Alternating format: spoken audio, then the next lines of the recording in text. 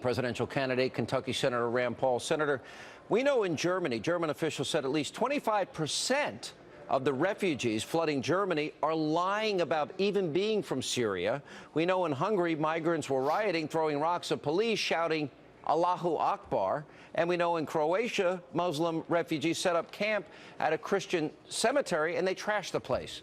Our national, James Clapper, says it is almost a certainty ISIS will infiltrate. Why should we take one of these people? Well, you know, this is one of the reasons I opposed Rubio's bill originally on immigration, because I didn't think there's enough scrutiny for those who might come and attack us. In the little town I live in Kentucky, 2 refugees came from Iraq, and they tried to buy Stinger missiles to attack us with.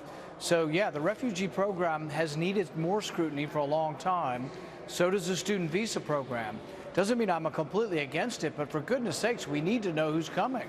You know, one of the refugees that was flooding into Europe the other day, they had only his name and that he was from Afghanistan.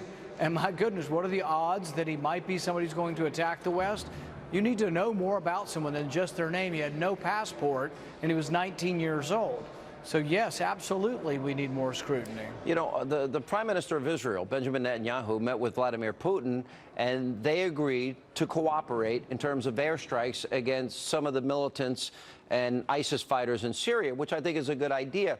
Believe it or not, Geraldo Rivera had an even better idea. Why not the United States and Russia and all the other countries that are helping set up a safe zone area within Syria that they would defend the refugee population, and then we could offer humanitarian assistance, etc.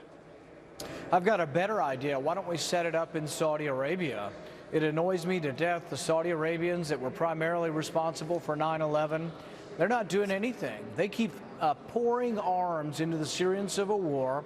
It's like throwing gasoline on a fire, and then the Saudi Arabians do nothing to clean up the mess They've always played both sides. But it's the same. Why hasn't Egypt, Jordan, and the Saudis absorbed the Palestinian population over the years? The real answer is they don't want them.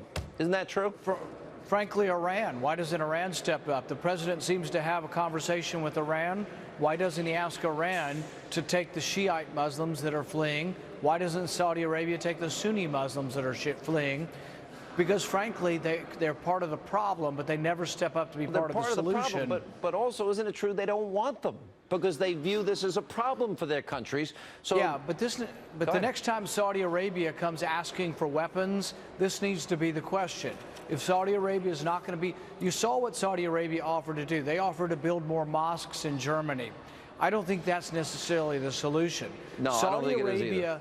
Saudi Arabia gave hundreds of tons of weapons indiscriminately into the Syrian civil war. Many of these weapons, many of the weapons that ISIS has now, came from Saudi Arabia. So I do think Saudi Arabia is part of the problem, and someone needs to talk about it. And before we have refugees coming to America, I want to know why Saudi Arabia, who ostensibly is our ally, why they're not willing to take any refugees. That question should be directly asked of Saudi Arabia. All right, well said. Good idea. Thank you, Senator. Appreciate it. Coming up, actor